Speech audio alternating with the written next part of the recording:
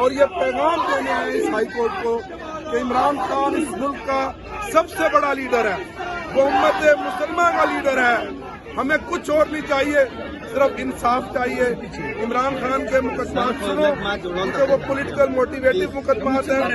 وہ حشر cipher case کا اور عزت کیس کا ہوگا، القادر کیس کا بھی یہی حشر ہوگا.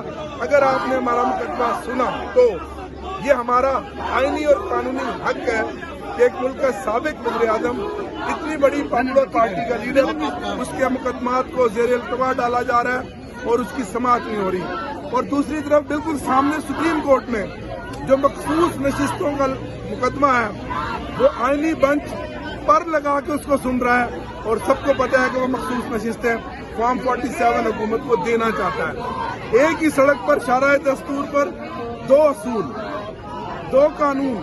یہ کتنا بڑا ظلم ہے کہ سپریم کورٹ مقدمات کی جو آئینی مقدمات ہمارے دوسری نشستوں کا، اس کو 150 کی سپیڈ پہ سن رہا ہے. اور القادر کیس جو جھوٹا بنایا ہوا جس میں عمران خان اور دوسرا بھی سزا یافتہ ہے، اس کی سماعت نہیں ہو رہی.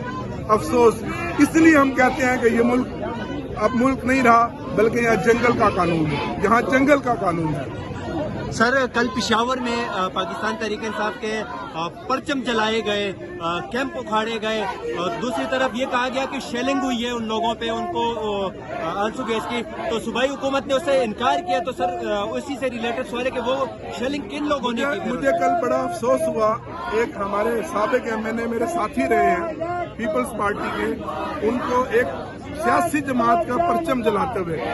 اگر نفرتیں اور عدم برداشت اس حد تک بڑھ جائے تو پھر اس ملک سے جمہوری کلچر، روایات اور معاشرتی اقدار ختم ہو جاتے ہیں. میں اس کی پرزور مذمت کرتا ہوں. اگر کل کوئی واقعہ ہوا ہے اور اگر کسی سیاسی تنظیم پر، سیاسی کارکنوں پر بھی شیلنگ ہوئی ہے یا اگر کوئی مقدمہ بنایا گیا، میں بطور سیاسی کارکن سمجھتا ہوں کہ وہ بھی نہیں ہونا چاہیے، کیونکہ ہر شخص کو آئین پاکستان اپنا جمہوری آئینی احتجاج کا حق دیتا ہے. اور جو پرچم جلایا گیا ہے تحریک انصاف کا، یہ بات پھر یہاں نہیں رکے گی، یہ بات آگے بڑھے گی.